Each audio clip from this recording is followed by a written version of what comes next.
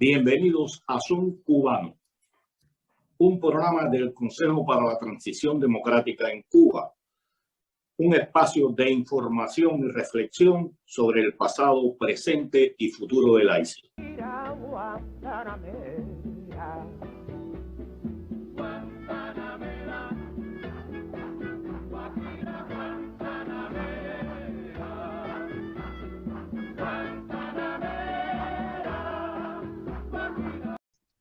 Muy buenas tardes tengan todos y bienvenidos a esta nueva emisión de Son Cubano.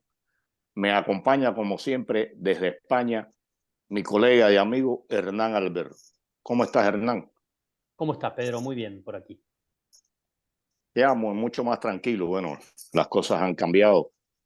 Por desgracia, solo para mí y no para Cuba, que cada día está en peores condiciones.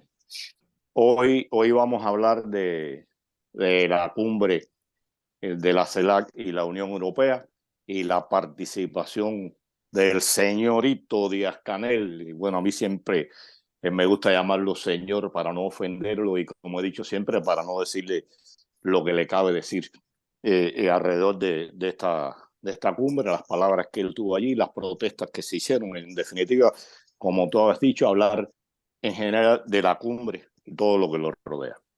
Para hablar del tema, contamos con la participación de Elena Larrinaga de Luis, presidenta del Partido Demócrata Cristiano y al frente de la Secretaría de Exteriores del Consejo para la Transición Democrática en Cuba.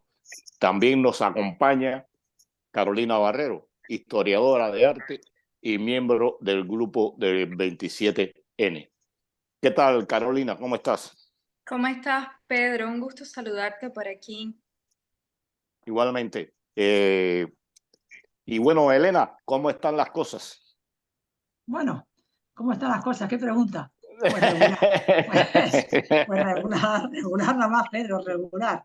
Porque si nos ponemos en el ámbito de la reunión de la CELAC, que compartimos Carolina y yo pienso que ha sido, aparte de un grave error, ha sido un fracaso, ¿no? Yo creo que hablando, para empezar, del objetivo político de la CELAC, ¿no? El objetivo político de la CELAC era tratar de que toda la comunidad de América Latina apoyara a Zelensky como agredido en contra de un gobierno o de un gobierno, sí, de un país agresor, ¿no? Que fue Rusia, y eso no se consiguió. Pero yo estaba leyendo el otro día un Twitter que puso Leopoldo López que tenía muchísima razón.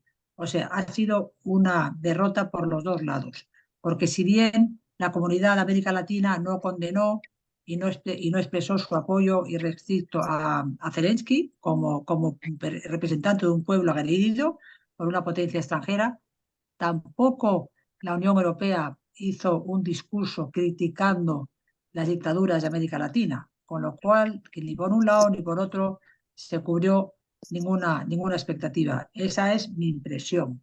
A mí me parece que Europa se confundió, no consiguió nada y es triste pensar que para conseguir una mala declaración, digamos, la Unión Europea, que se supone que es la cuna de la civilización, de los derechos humanos y de todas estas cuestiones que ya sabemos, no haya sido capaz de poner por delante de todo esto los derechos humanos. Y si eso no se hace, nuestra civilización como tal está perdida. Ese es mi resumen, por no alargarme más.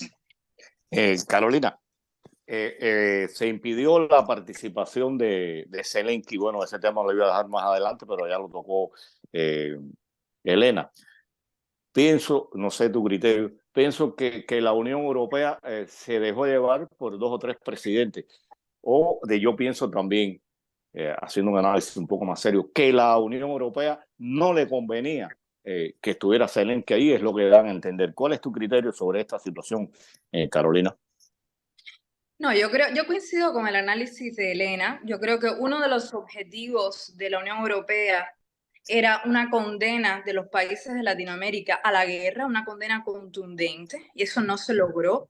Hay que estar claros de que la CELAC está dominada completamente por Cuba, o sea, el lobby de Cuba, la influencia de Cuba dentro del ámbito de la CELAC, no de ahora, de hace muchos años, es trascendental porque además domina su influencia sobre países claves, y no solo me refiero a Venezuela y Nicaragua, me refiero también a Brasil, a México, a Argentina, ¿verdad? A Colombia. Lo que diga Cuba en ese sentido, todos esos países, los que son dictaduras y los que están en la zona gris, camino de serlo, van a apoyar. Y por supuesto que ninguno de estos países, especialmente el régimen de La Habana, va a decir abiertamente contra Putin ninguna condena. Ortega es el único que se atrevió, porque como decimos en buen cubano, con la Unión Europea Ortega está quemado. Ortega no tiene forma de enmascarar. Por suerte, la Unión Europea ve claramente lo que sucede en Nicaragua. Es muy sorprendente que no sea capaz de también ver de la misma manera lo que pasa en Venezuela y en Cuba, cuando es exactamente lo mismo. Es la misma matriz y es lo mismo, pero bueno, con Nicaragua ellos lo tienen claro, no hay nada que pueda hacer Ortega que pueda enmascarar la realidad. Sin embargo, todavía Díaz-Canel sobre todo, pero también Maduro, tienen un poco de esa simulación, y por tanto, bueno, la Unión Europea pretendía esto, pero y quería invitar a Zelensky, y un poco voy a hacer obtener como uno de sus resultados a corto plazo esa condena tácita de la guerra con Zelensky ahí al lado, y por supuesto ninguno de estos países cuyo realmente primer aliado es Putin lo iban a permitir, y bloquearon su presentación. Todo esto yo lo miro en un marco quizás más grande, que Elena también sé que coincide porque hemos hablado de esto. A la Unión Europea le preocupa muchísimo la presencia y la influencia, eso que le llaman el soft power, sharp power, que tiene China en Latinoamérica, no solo tiene Latinoamérica, también en África, y que es un poder de tipo económico que va silencioso poco a poco, comprando infraestructuras, puertos, invirtiendo en carreteras, con unos intereses y unas facilidades que a muchos de estos países en, digamos, vías de desarrollo, o países que todavía en África sucede mucho, en Latinoamérica también, pues ven de una manera más fácil poder financiarse. Entonces, claro, a largo plazo China tendría un control y un poder enorme sobre las regiones donde de pronto empieza a dominar toda la economía, o buena parte de la economía. La Unión Europea quiere contrarrestar eso. Se ve muy preocupado esta estrategia, que es una estrategia de dominación y es una estrategia imperialista, de un imperialismo económico que China tiene, y al menos quiere que sobre Latinoamérica esto no suceda. La mayor parte de Latinoamérica, que fue colonia española, por eso España en ese sentido lo ven como una puerta para esto, pues están intentando un poco contrarrestar, ¿verdad?, esa influencia, y por eso tienen ese plan a 2030 de inversiones, y entre los acuerdos de esta cumbre hay tantos millones que van a ir destinados a Latinoamérica. Como contraparte a esa ayuda, que es una ayuda que las dictaduras necesitan muchísimo, especialmente la cubana, que no tiene petróleo ni tiene nada, lo único que tiene son deudas y más deudas, la dictadura cubana necesita euro, rublo, dólares americanos, canadienses, lo que le venga bien, porque no tiene con qué, ¿verdad? Entonces, claro, ese oxígeno que ellos necesitan para ver si son capaces de mutar antes de la debacle, ellos claro que van a hacer su blanqueamiento, y Europa como contrapartida, o sea, como exchange, lo que quería era un posicionamiento claro, y también ahí mitigar un poco, o intentar mitigar ese acercamiento, bueno, ese acercamiento no, ese también penetración completa que tiene Rusia sobre Latinoamérica, ¿no?, con ese posicionamiento. Sin embargo, muy inteligentemente, como siempre han sido, que te dicen que sí, pero después que no, poco confiables, lo que ellos dijeron en el papel, en esa conclusión, y cito, después tú me dices si me equivoco en alguna palabra, pero lo que dice ahí es que miran con preocupación el desarrollo del conflicto bélico, pero en ningún caso será una condena. Eso de mirar con preocupación, eso fue todo lo que le pudo sacar la Unión Europea a estos países, incluido el bloquear a Zelensky. Y yo creo que se equivocan completamente, porque incluso a medio o largo plazo, la estrategia, si realmente quieren mantener a China a raya y a Rusia a raya, es la de posicionarse del lado de las fuerzas democráticas y no de los autócratas, y poner el énfasis en la gente que está peleando en la calle, y poner el énfasis en todo lo que puedan por desacreditarlos a ellos, dejarlos solos, y esos recursos y esa fuerza y ese reconocimiento dárselo a quienes, ¿no?, a eso que podemos llamar en su conjunto las fuerzas prodemocráticas en todos esos países. Y eso seguramente va a garantizar que ni la influencia china sea como parece ser, ni la rusa ni la de nadie. Sin embargo, jugando a este juego con las dictaduras, yo creo que mal resultado van a tener. Ya han quedado bastante avergonzada la Unión Europea, yo creo que es bastante evidente que los dictadores han humillado los esfuerzos, pero bueno, todavía figuras como Josep Borrell y otros se creen ese cuento, ¿no? Lamentablemente. Sí, yo veía un poco y me decía, bueno, ¿cuál es la posición de la real de la Unión Europea con relación a Cuba?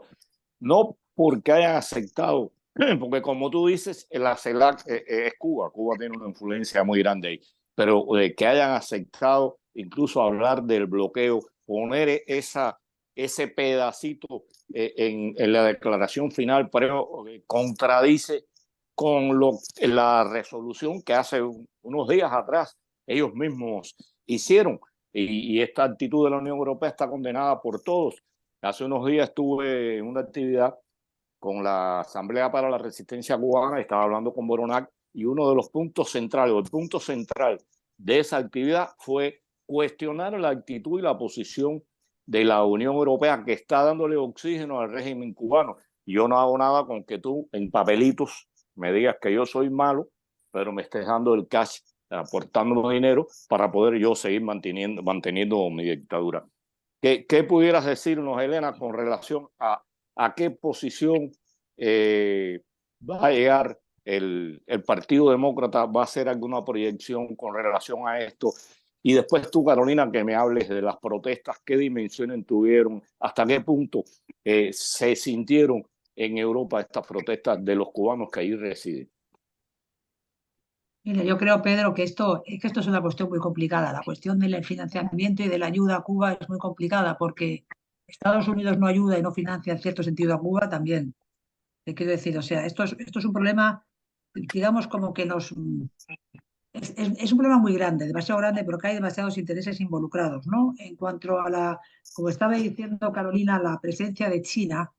China es un país que ya ha comprado el puerto de Hamburgo en Europa, ya ha comprado el 25% del puerto de Hamburgo. Los europeos han sido un poco ingenuos en esa cuestión de si no eres mi amigo, pues si eres mi enemigo y no me puedo hacer contigo, te voy a hacer mi amigo, ¿no?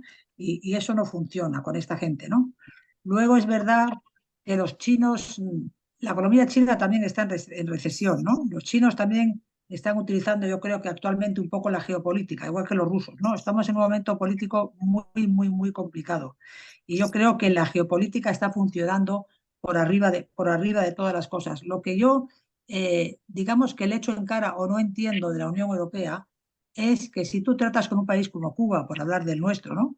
Si tú hablas con un país como Cuba, ¿por qué cuando haces tú declaraciones en cierto sentido blanqueas al país? ¿Por qué no dices abiertamente, señores, yo he preguntado por esto, pero este gobierno es muy correoso y no quiere responder? Ahí es donde yo veo ahí es donde yo veo lo que no entiendo. ¿Me entiendes lo que te quiero decir? Que me pasa lo mismo con el Vaticano, me pasa, oiga, diga usted abiertamente que usted ha pedido esto y este señor no se lo ha querido dar, o es que entonces usted no lo ha pedido, ¿no? O sea, ahí hay muy poca claridad. Hay muy poca claridad en las declaraciones, ¿no? Es verdad que la política funciona por detrás pero nosotros ahora acabamos de escribir de hacer un escrito, digamos, condenando gravísimamente la ayuda y el apoyo de todos aquellos países, instituciones, gobiernos, personas, academias que no condenan directamente a Rusia después de haber rescindido, de no haber querido revitalizar el acuerdo del grano, ¿no?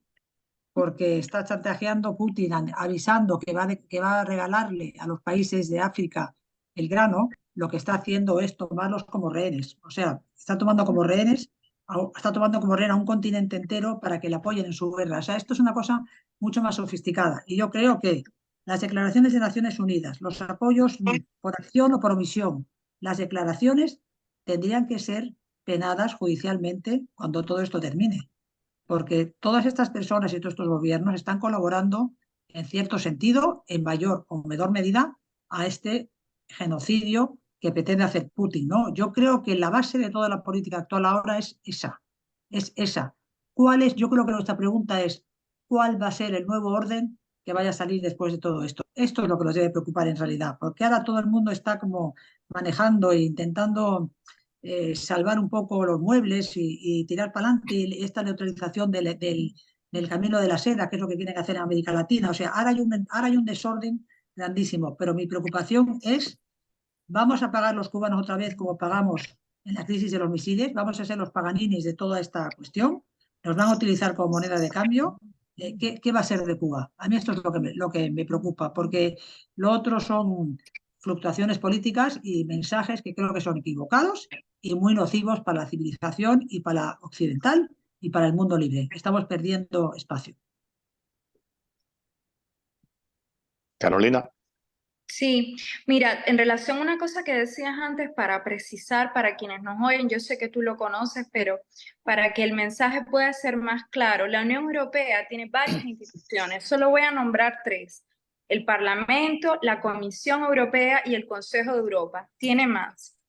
Cuando hablamos de que hace 2 semanas se emitieron 2 resoluciones, sendas resoluciones, una del Parlamento y otra del Consejo, que condenaban a Cuba, y que incluso la del Parlamento pedía sanciones sobre Díaz-Canel y sobre toda la cadena de mando, ¿verdad?, asociada a la represión y a las violaciones de derechos humanos, o la del Consejo de Europa incluso llegaba a decir que Cuba no podía recibir, no estaba apta, no cumplía las condiciones para recibir cooperación europea.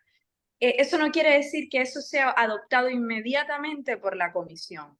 La Comisión Europea, que está hecha formada por los 27 países, por las delegaciones de los 27 países, que es un órgano ejecutivo, escucha las resoluciones del Parlamento, las resoluciones del Consejo de Europa, que es un aparato técnico, burocrático, que también emite sus resoluciones, que no es representativo, es más bien técnico, y luego las debe de aplicar en el tiempo, y hay que recordarles y exigirles que la apliquen, pero en este caso, al menos en este corto tiempo, se valieron de no hacerlo, ¿no? Y esto es importante porque no necesariamente es que digan una cosa hoy y otra mañana, también dentro del Parlamento está muy sesgado, ¿no? Hay una mayoría parlamentaria, yo creo que tiene muy claro el tema de Cuba, pero todavía yo creo que hay cerca de un tercio o así que no lo tiene tan claro, entre ellos el eurodiputado de Izquierda Unida, Mano Pineda, que estuvo muy presente en parte de las protestas que hicimos allí, y por ahí voy a responder a tu pregunta. Creo que el objetivo principal de esas protestas, y creo que eso se logró en buena medida, fue que los cubanos en Europa pudiéramos dar respuesta a la presencia del dictador ahí, a la presencia del dictador Díaz-Canel. Y creo que en este caso los cubanos tuvimos una iniciativa a la que también se sumaron los venezolanos y los nicaragüenses que ahí estaban y que hasta allí se llegaron también para condenar la presencia de Delcy Rodríguez, la vicepresidenta venezolana, y del ministro de Exteriores nicaragüense, que fue a quien Ortega envió. Realmente la primera protesta, el primer día, el lunes, la protesta que organizaron grupos de Bruselas, de Suiza, de España también, de Italia, en un esfuerzo, la verdad, muy, muy importante, conjunto y coordinado entre diferentes organizaciones, fue precisamente en el Círculo Schuman, que es donde están la Comisión Europea y el Consejo de Europa, ahí donde se estaba realizando varias de las reuniones de la CELAC, y se realizó con bastante fuerza, con bastante contundencia, no hubieron incidentes, hubo, por supuesto, vehemencia y pasión de parte de todos los que estaban. Habían hasta personas de Brasil condenando la presencia de Lula, y personas de Ucrania, ucranianos también, que se nos unieron a nosotros. Y eso fue una cosa muy especial y muy bonita. Llevaron una bandera enorme de casi, ¿qué tendrá esa bandera? 10 metros, con los rostros de los presos políticos cubanos, y eso era lo que delimitaba el acceso. Y mucha diversidad y mucha pluralidad de opositores y de grupos. Yo creo que, bueno, por ese círculo pasaban, creo, no estoy segura, pasaron todos los carros donde llevaban a los presidentes o a los vicepresidentes o a los ministros de Exteriores de todos los países que pasaban. Alguno de ellos llevaba a Díaz-Canel, y él pudo ver ahí clarito que los cubanos en Europa, los cubanos fuera de Cuba, estaban condenando su presencia ahí. Y eso fue muy importante porque ayudó a equilibrar ese blanqueamiento que ellos desesperadamente buscan, y que ciertos sectores o cierta doctrina de la Unión Europea respalda hasta cierto punto en demérito de la defensa de los derechos humanos. Y y contrarrestó un poco esto. La segunda jornada, que fue en el Parlamento y frente al Parlamento, yo creo que fue una conjunción de la incidencia al interior de las instituciones. En el Parlamento Europeo pudimos entrar varios activistas, entre ellos incluso Rosa María, que fue allí a ofrecer una conferencia de prensa breve o acompañando el evento sobre la tortura que lideraba Leopoldo López Gil y al que también se incluyó a muchos de la delegación cubana. La tortura es una forma sistémica que tienen los estados autoritarios cubanos y venezolanos para perpetrarse en el poder. Es un tipo de tortura blanca muy sofisticada, que ya no es la tortura de sacarte las uñas ni de ponerte electricidad en el cuerpo, sino de mitigar tu espíritu, de sofocar tu salud mental, de generar paranoias y dudas que terminan por resquebrajar movimientos y organizaciones, y de eso sabemos nosotros los cubanos muchísimo, y ya esto está sistematizado, estudiado, se entiende, ¿no? Todas las formas que usan en las prisiones, pero también contra los activistas en su día a día, ¿no? Y que están catalogadas como formas de tortura blanca. Y esa incidencia dentro de la institución europea y fuera también, porque fuera la primera mitad del día se hizo una protesta también importante y que tuvo repercusión, y luego al final del día, hacia las 5 de la tarde, el régimen convocó a una protesta ahí en la Plaza de Luxemburgo, de lo que ellos llaman la Cumbre de los Pueblos. Y yo quería contarte de esto, porque se llama Cumbre de los Pueblos, que es un evento, entre comillas, paralelo a la CELAC, que organizó el régimen. Es lo que ellos quieren llamar sociedad civil. O sea, como que nosotros no somos la sociedad civil, esa es la sociedad civil. Sin embargo, es una sociedad civil de pantalla creada ad hoc, diseñada por el propio poder. La sociedad civil, por definición, es aquello que está separado de lo gubernamental. Está creada por ellos y trajeron, bueno, en esa marcha, aquello parecía para los cubanos un acto delicado, ¿no? Pusieron hasta una tarima, pusieron música, De hecho, para mí fue una sensación muy extraña, porque yo salía con Ileana Hernández del Parlamento, y como a las 5 de la tarde, y veo que hay como más gente y una música, y le digo, ay, Ileana, ¿cómo ha crecido la marcha de hoy la protesta de hoy por la mañana? Se ha sumado más gente, mira. Y dice Ileana, no, Carolina, no. Fíjate que hay una bandera del 26 de julio. Había una bandera del 26 de julio. Había música y cánticos y cosas, bueno, propias de Latinoamérica. Se habían traído gente de todos lados y efectivamente estaban dando un meeting político, como de los tantos que estamos nosotros acostumbrados a ver en Cuba. Pues eso mismo ellos fueron a llevar a la Plaza de Luxemburgo frente al Parlamento Europeo. Y yo me pregunto, la cantidad de recursos que hay que tener para hacer algo así, la cantidad de recursos que hay que tener para traer a toda esta gente por una tarima, auditorio. En Cuba nadie tiene agua. Y en Cuba no hay gasolina, en Cuba nadie tiene un pan que llevarse a la boca, ¿no? Entonces, esas fueron las jornadas de protesta. Mira, No, sí, dale, sigue, si tenías algo más que decir. No, eso era. Es importante que hayas tocado dos cosas. Y nuestro programa se ve en toda América Latina, cuenta con más de 1,5 millones de radio oyentes, y a veces hablamos de cosas que los cubanos manejamos, pero lo estamos hablando para ellos. Y es importante que hayas señalado que en Cuba no existe sociedad civil independiente, no hay ONG, todas están dirigidas y controladas por el partido. Y protestar. Las oficiales, porque sociedad civil independiente sí existe y somos todos nosotros. Sí, pero realmente, sí, está claro, fue un error mío, un lapsus mental. Sí hay una sociedad civil independiente que le es muy difícil trabajar, pero estas que presenta el régimen como las reales son las que ellos han creado: Federación de Mujeres Cubanas, la Organización de Periodistas. O sea, es infinidad de organizaciones que todas responden a los intereses del gobierno. Y es cierto, en Cuba hay unas cuantas organizaciones de la sociedad civil y partidos políticos independientes luchando contra la dictadura, luchando contra los órganos de la seguridad. También tocaste un tema que ya hablamos acá con Joe Suárez, nuestro amigo Joe Suárez, y con Javier Larrondo, sobre la tortura que se habló, y tú tocaste un punto importante: no es dar golpe, no es sacar uñas, es una tortura que llega más, que duele más y lacera más al ser humano que le den 4 palos hablando vulgarmente. Bueno, Hernán, que sé que estás por ahí esperando que te demos un chance, yo acaparé a estas 2 mujeres y la parte del programa. No, muy interesante la conversación. Y yo pensaba, yo creo que hay diferentes lados para ver esto y para analizar esto, ¿no? Como bien lo hicimos hasta ahora, el lado de las dictaduras latinoamericanas, Cuba, Nicaragua y Venezuela, el lado de Europa, que es bastante triste porque uno pensaba que, a ver, ninguna guerra tiene algo bueno, pero si algo podíamos sacar de la guerra, de la invasión de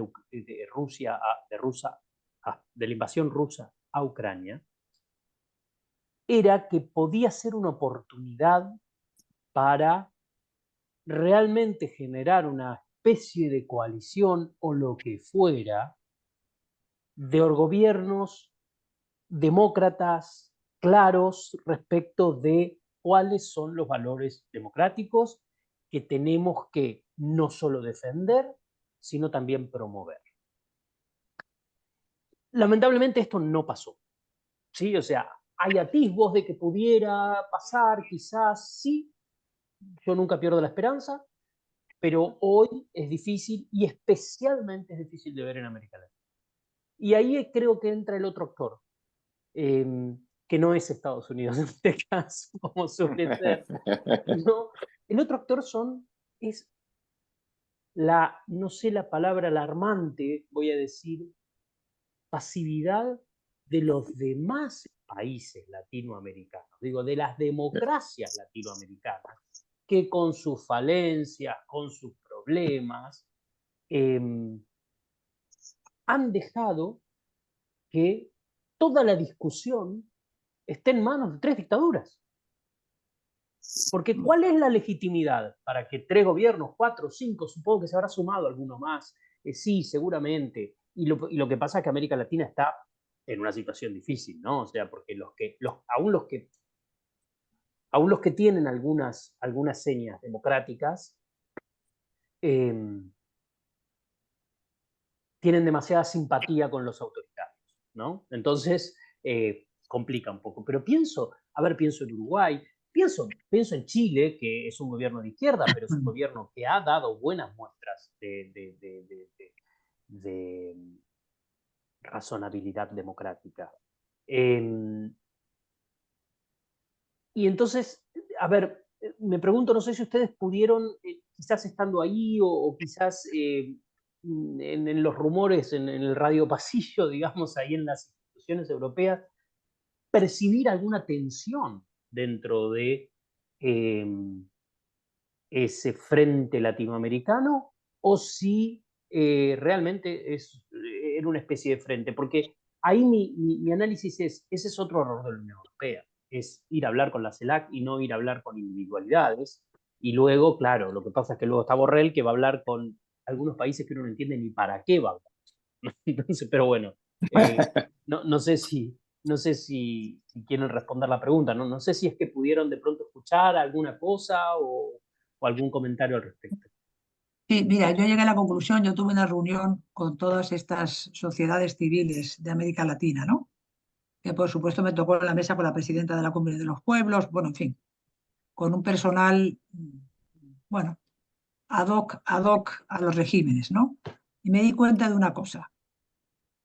Los pueblos de América Latina en general están mal instruidos, todavía viven en esa especie de mundo en el que se creen que se les debe todo, ¿no? Y esto es producto de las malas políticas públicas. Y luego hay una segunda cuestión. Yo siempre digo que lo pequeño es como lo grande, ¿no? Lo pequeño como lo grande. Las dictaduras son los grandes maltratadores y luego el resto es el vecindario.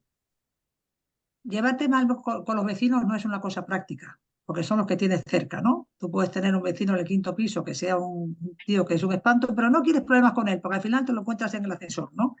Y eso es un poco lo que pasa. Y luego que es muy fácil escudarte en terceros en aras de una solidaridad latinoamericana para quitarte el problema de arriba, ¿no? O sea, es como, yo no soy responsable de esto porque yo lo primero es la solidaridad, lo segundo es la Unión de América Latina, como, o sea, pones unos grandes mantras que son cosas que se utilizan mucho en la política, ¿no? Los grandes proyectos, ¿no?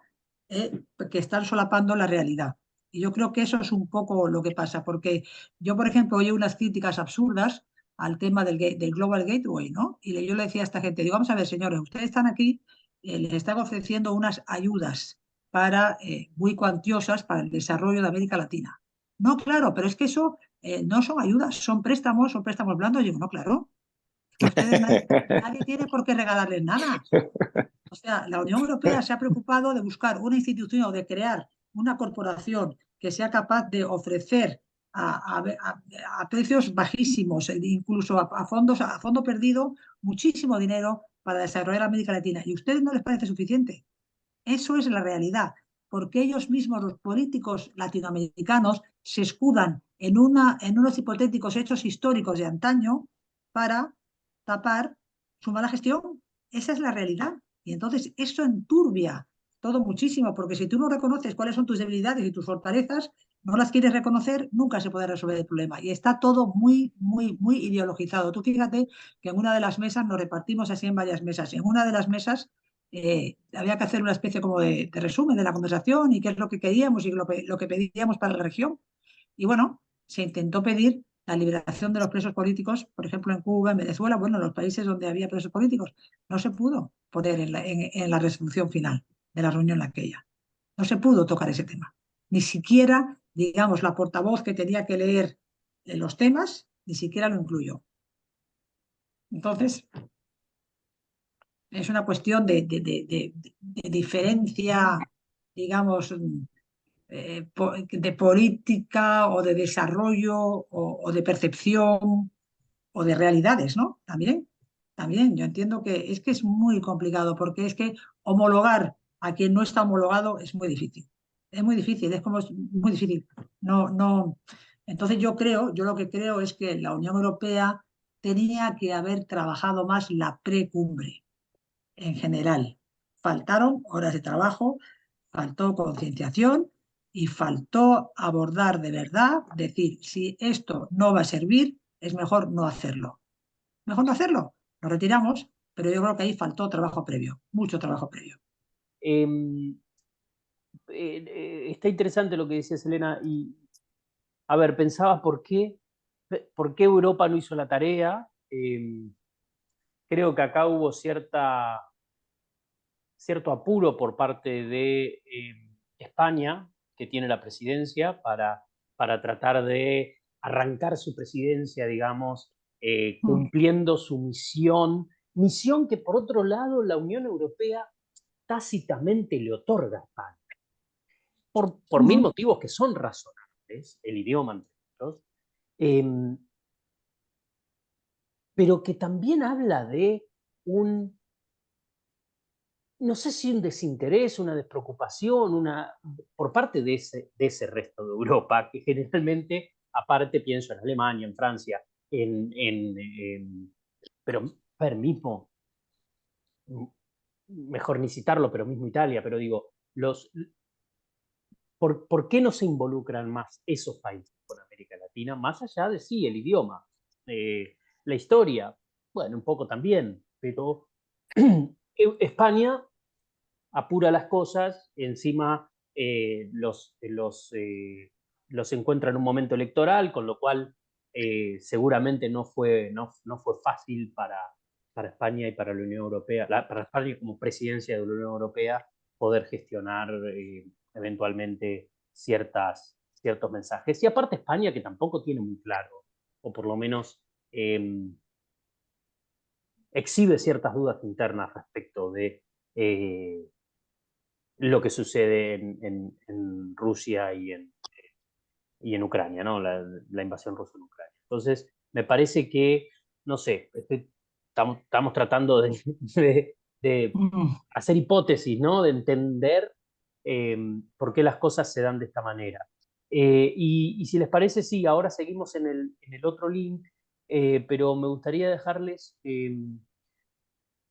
una pregunta que va un poco por el lado de mirar hacia adelante, ¿no? De mirar hacia adelante en el sentido de cómo ven que va a seguir esta relación entre América Latina y Europa y en qué medida Europa va a poder reconquistar los corazones latinoamericanos que están en buena medida, a menos Europa ve en buena medida, como decía Carolina, cedidos a China, ¿no? Y simplemente pongo un bocado ahí de algo que decía recién Elena. En los países de América Latina, cuando China da un préstamo, los titulares hablan de inversión. Y un préstamo no es una inversión. Entonces, me parece que eso es algo que evidentemente Europa no está viendo y que tienen que trabajar, ¿no? Que es, a ver, hablemos en los mismos términos, porque si no, claro, sí, un préstamo es un préstamo y sí va a haber que pagarlo y tiene condiciones y hay que cumplir ciertas condiciones y hay que, por supuesto. Claro, China no pone condiciones, la única condición es que pague. Y si no, te lo va a hacer pagar de alguna manera, ¿no? Esto es como el prestamista de última instancia, ¿no? Es, bueno, nadie me prestaba y fui a pedir a la persona de la esquina que maneja la mafia del barrio. Bueno, pero ¿cuál es el costo de eso? Además de que la tasa... Bueno, ahí tienes, y perdóname que te Sí, sí, sí. interrumpa, en Cuba la llevaron a juicio, pero pudieron poner una base de espías. O sea, Claro. no me pagas, bueno, entonces me vas a dejar poner una base de espionaje ahí, pero de patada te voy a llevar a juicio, por cierto. Claro. Entonces, Sí. Claro. este es el tipo de cosas que desde luego sucederán en toda Latinoamérica y en África en el tiempo, ¿no? Obviamente, por eso lo hacen. Es que es entre lo genial y lo increíble, ¿no? Es como el discurso de los créditos al FMI es ceder soberanía, dicen en América Latina.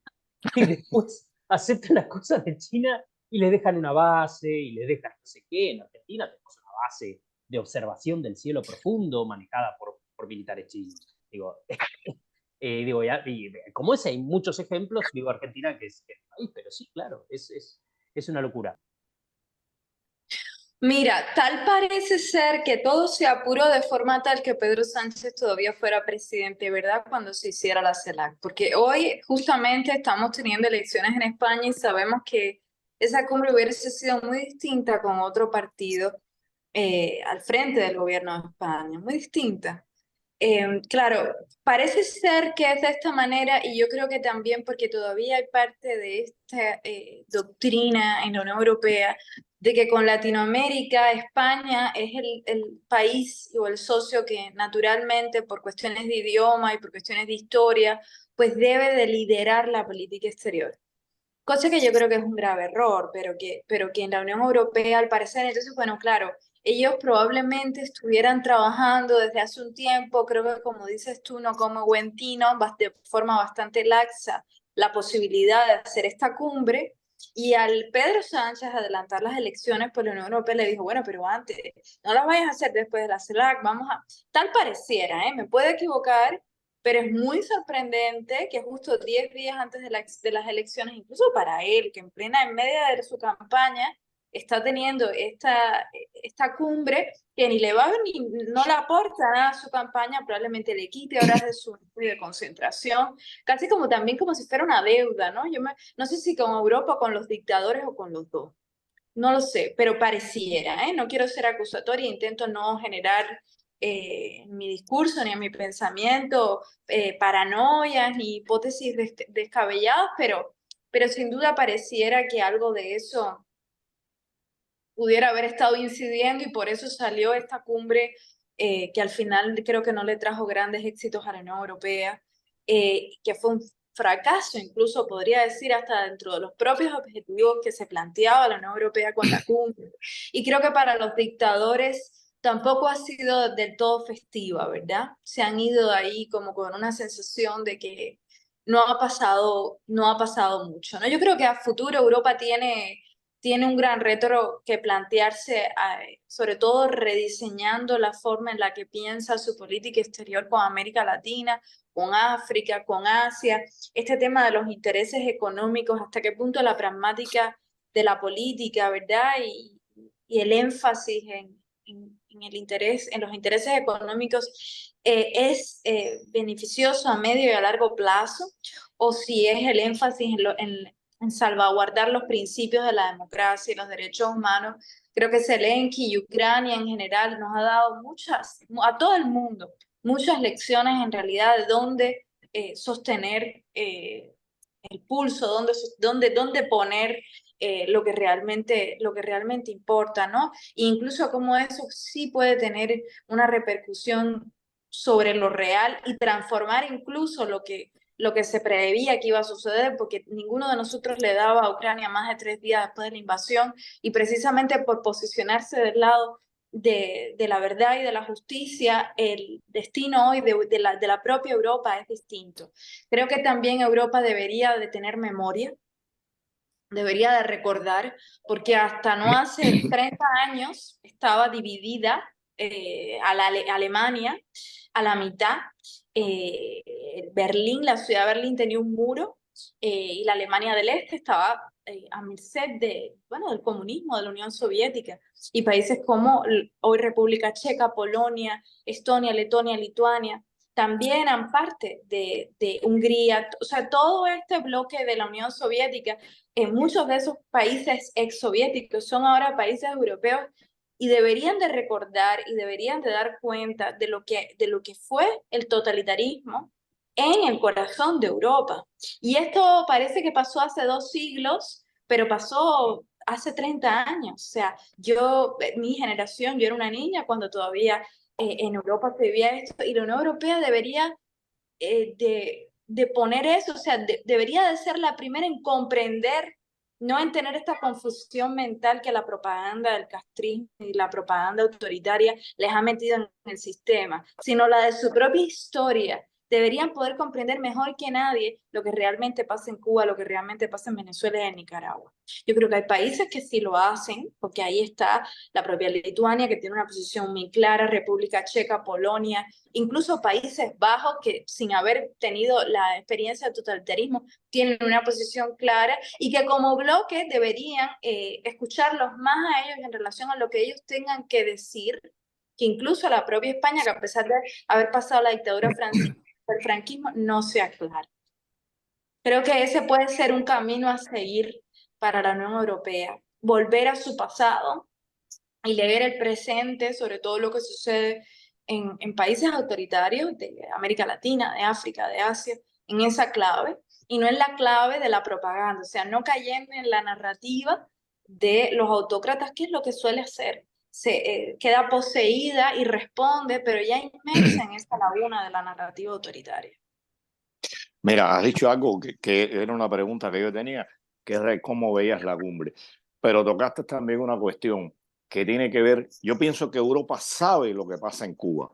Está clara de lo que pasa en Cuba. Los regímenes europeos lo conocen y lo saben, pero no son capaces de enfrentar. Y entonces nos encontramos, yo le digo señorita y le digo señor, pero realmente Díaz-Canel es un tipo incapaz, es un cobarde y un asesino, porque lo que hizo el 11 de julio mandando a su pueblo a combatir, sacando a las tropas a la calle, deteniendo, demuestra que esta gente no tienen fin en lo que son capaces de hacer por mantenerse en el poder. Y sin embargo lo vimos en la Unión Europea, y bueno, tú has sufrido en carne propia la represión de los órganos de la seguridad del Estado. La mujer cubana creo que es una de las que más represión ha sufrido, porque han sido también las más valientes en sentido general, y eso hay que reconocerlo. Entonces, oímos a este individuo pidiendo pluralidad, pidiendo reconocimiento del pensamiento diferente, cuando en Cuba es imposible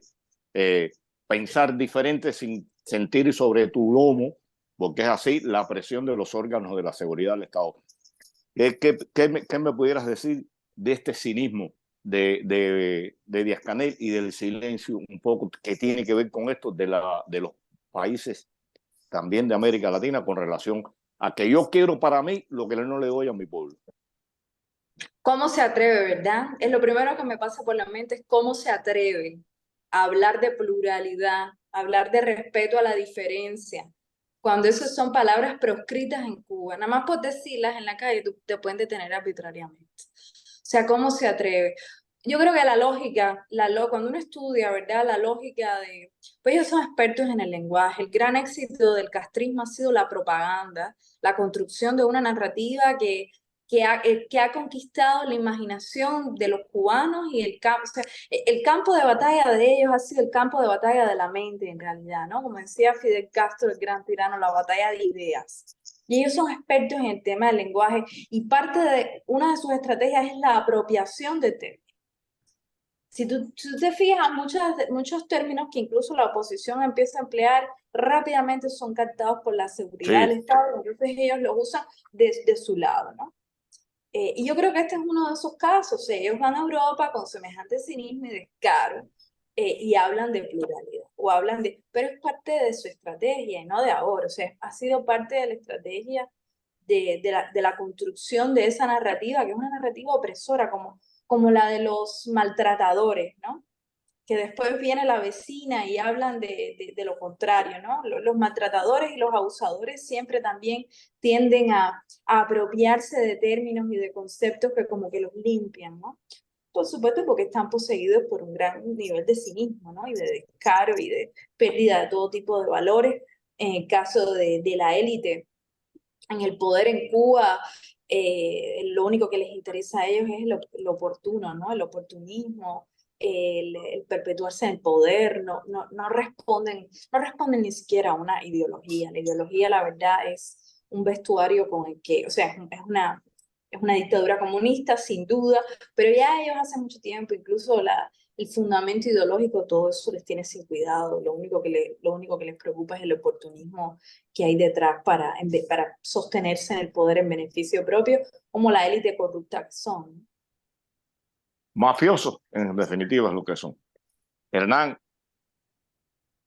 Sí, no sé si Elena quería decir algo al respecto. Yo creo que cuando hablamos de la política, tenemos que tener también en cuenta en qué escenario nos movemos, ¿no? O sea, nosotros los cubanos, como es lógico, todos los países estamos imbuidos de nuestra propia historia, ¿no? Y muchas veces no nos damos cuenta de cuál es el escenario político ajeno, qué es lo que han vivido los otros, qué es lo que han percibido los otros, ¿no? Europa es verdad que ha sido un continente que ha pasado mucho y ha hecho un gran esfuerzo para llegar a lo que es hoy la comunidad, la comunidad europea, ¿no? Pero dentro de Europa hay muchos problemas también. Hay muchos problemas, hay muchas diferencias, se tienen repartidas las competencias. Te quiero decir, para el conjunto de Europa, Cuba es un país que está muy lejos. Digamos, las competencias se reparten, o sea, el norte de África le corresponde a Francia, a Italia le corresponde la parte de África un poquito más hacia la izquierda, y a España le ha tocado América Latina por sintonía, por idioma, por cultura y por relación, ¿no? Pero yo me pregunto hasta qué punto esa relación no es una entelequia. Mira, cuando yo llegué a España hace muchísimos años, todo el mundo tenía un abuelo cubano. Todo el mundo tenía un abuelo cubano. En la generación actual ya es el bisabuelo. Te quiero decir que ya, digamos, los políticos de ahora, los jóvenes de ahora no tienen esa relación afectiva con América Latina, ¿no? Y por el otro lado pasa lo mismo, porque ya no es el abuelo, bisabuelo, el que ya no es, o sea, todo eso ha cambiado mucho. Y luego también hay que tener en cuenta que el apoyo a Cuba, en cierta manera, en Europa, se realizó a través de los intelectuales franceses, ¿no? Cuando cayó el muro, se creó el eurocomunismo. Los intelectuales franceses crearon el eurocomunismo porque sentían nostalgia de una ideología que ellos habían apoyado que desapareció. Entonces, todas esas cosas funcionan. ¿Unido a qué? A pesar de que Estados Unidos apoyó a Europa para ganar la guerra contra los nazis, igual que está haciendo ahora para ganar la guerra contra Rusia, que a mí me ha sorprendido que Europa en este momento se haya conseguido unir para esta cuestión. Después de que pase esto, pasará igual que después de la Segunda Guerra Mundial. Los americanos serán los culpables y los responsables de muchas cosas. Todo ese entramado ha hecho que Europa haya mirado a Cuba con simpatía, porque Europa ha sido durante muchos años, y lo es en el fondo, antiamericana. Yo tuve una reunión con un periodista en la Unión Europea ahora y me dijo, bueno, al final es que aquí se hace lo que dice Estados Unidos. Digo, oye, muchacho, te salió, ¿eh? Te salió, te salió. ¿Sabes? Y eso está ahí también. O sea, es que son muchos los factores que han ido en nuestra contra. Esa es la realidad. Muchos factores. Y entonces nosotros estamos luchando no solamente contra un gobierno, estamos luchando contra ideología, contra sentimientos, contra estructura. Estamos luchando, es muy desigual la pelea. Por eso cuando la gente, ayer me decían por la noche que estaba en una comida, me decían, pero ustedes llevan 63 años. Digo, es que nosotros hemos tenido que luchar contra todos los elementos, contra ustedes mismos.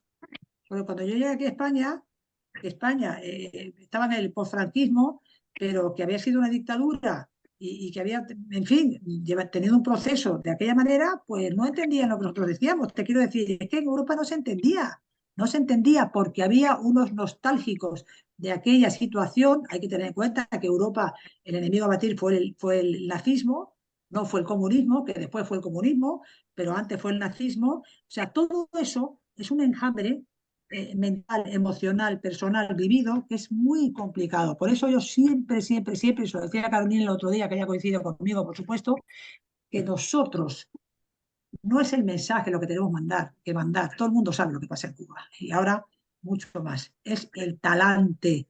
Nadie se va a fiar de nosotros si nosotros no nos comportamos como unas personas democráticas de verdad, educadas, formadas y con un discurso lógico y aceptable.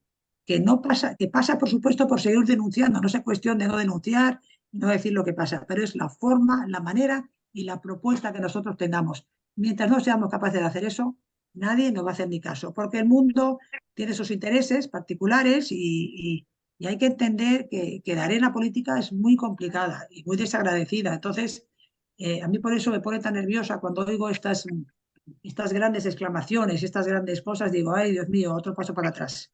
Porque nadie en este mundo que vivimos no va a ser. Y luego es verdad que en España hemos tenido institucionalizado un partido socialista. Con este de Pedro Sánchez ha sido un poquito peor porque hemos tenido a Podemos, pero los socialistas han cometido siempre el mismo error con Cuba.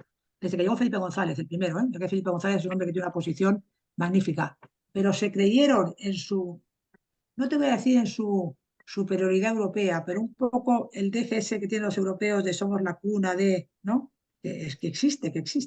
Pensaron, no, nosotros ahora vamos a ir a Cuba y le vamos a explicar a esta gente cómo a nosotros nos van a hacer caso. Y no, no. Y ese ha sido otro factor grandísimo. Pedro Sánchez ha querido empezar su presidencia con la victoria de la CELAC. Otro que se creyó que dándole un beso a él, dejando que entrara con la maleta, dejando que no sé qué, que le iban a recibir y decirle, claro que sí, don Pedro, tiene usted toda la razón. Y le han clavado un puñal por la espalda. Porque son muy ingenuos los socialistas españoles con eso, están tan creídos ¿no? de su presencia y su influencia y que ellos son, ¿sabes? Que nos han llevado a esto. Nos han llevado a esto. Es que es una cantidad de factores que ojalá fuera uno solo, pero yo que lo Mira, veo un buen cubano, Elena, los han cogido para eso. Claro, exacto. Claro, y ellos han dejado, porque se han dejado. O sea Mira, que da tema para un programa, pero cuando yo te oí decir que, y es verdad, que Europa es antinorteamericana, digo, ¿cómo trago eso? Si los liberaron de los nazis, los liberaron de los comunistas y los ayudaron con miles de millones de pesos a desarrollarse, pero bueno, son las contradicciones claro, que pero existen en este mundo. ¿tú cuánta gente conoces, Pedro, que no es agradecida? ¿Cuánta gente conoce ese No, refrán español? Haz un favor y echa a correr y no sé. Te quiero decir, es que los seres humanos somos iguales en casa, que en el trabajo, que en la política, que en los cargos, somos seres humanos. Y entonces hay gente agradecida y gente que es desagradecida porque se sienten humilladas. En vez de reconocer tus limitaciones, vuelcas eso de otras formas y lo vuelcas en una culpabilidad ajena para tú sentirte un poquito mejor. Y es que eso pasa en la vida todos los días. Todos los días. Así es. Carolina. No, de acuerdo completamente con Elena. Yo creo que ella ha hecho un análisis que ha dado en el clavo. Y me parece Algo que quieras.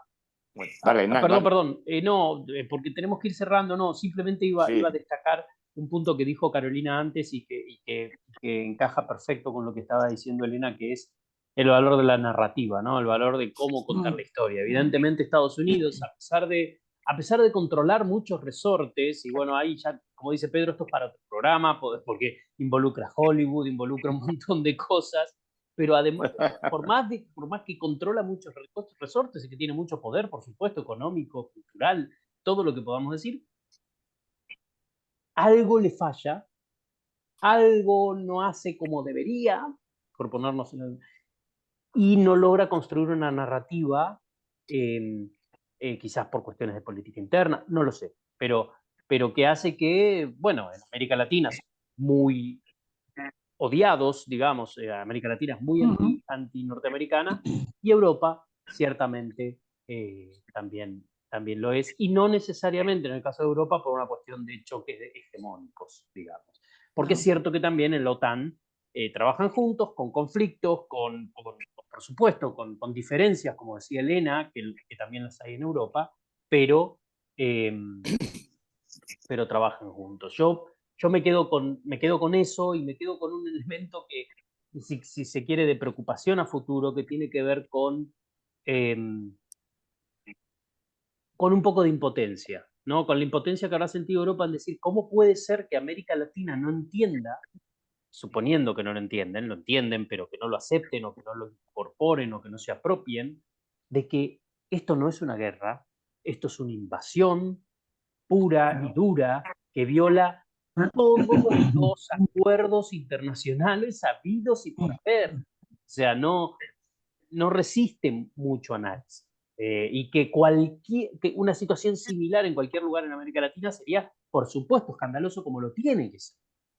¿Sí? No puede haber una invasión brutal como la que hubo, y en este caso encima de un país gigantesco contra un país mediano chico, ¿no? Que son esas historias David y Goliat que le encantan a América Latina. En este caso no aparece. No aparece. Mejor quedémonos con Goliat. Entonces, con esto creo, Pedro, que tenemos que ir cerrando. Cierra. Mira, yo me acuerdo mucho cuando hablamos de estas cosas, que yo hablaba mucho con Raúl Rivero, que era muy amigo mío, y al final de las discusiones me decía, Elena, olvídate que el mundo está lleno de viudas del Che. Me encanta cuando invitamos a Elena al programa, Pedro. Me encanta Carolina, porque... dime. Dale. Solavaya. Decía que me encanta cuando invitamos al programa, y por eso lo invitamos tan seguido, porque siempre lo recuerda a Raúl, siempre en algún momento lo cita Raúl, y bueno, Raúl Rivero, un gran periodista independiente, preso político, exiliado en España, que bueno, podríamos algún día dedicar un programa a él. Claro, yo creo que hay que recordar a tantos, ¿no? Que nos han precedido, ¿Y por qué no yo creo que hacerlo? debemos honrar. Y debemos honrarlos y reconocerlos, ¿no? Totalmente. Porque yo creo que es de justicia, ¿no? Me parece, de justicia. Porque si ellos no hubieran estado, nosotros no estaríamos aquí, ¿no? Si ellos no nos hubieran marcado un camino y enseñado una forma y una manera, ¿no? Ahora, con la muerte montanera, ayer me llamaron, digo, mira, ha sido una pérdida enorme, porque, o sea, son personas que tenemos que tenerlas siempre presentes, desde mi punto de vista. Aparte, porque a mí personalmente me enseñaron mucho, ellos y otros, ¿no? Y yo he aprendido mucho Qué de toda esa gente. diferente hubiera sido Cuba, ¿verdad? Gobernada por gente como ellos. Bueno, esto ha sido todo por hoy, un programa muy interesante que hemos tenido con Elena Arrinaga y Carolina Barrero. Les agradecemos mucho el haber participado, y aquí con Pedro Acosta nos despedimos para volver a vernos el próximo martes por la tarde para seguir tratando de comprender la realidad, el presente, el pasado y el futuro de Cuba. Muchas gracias.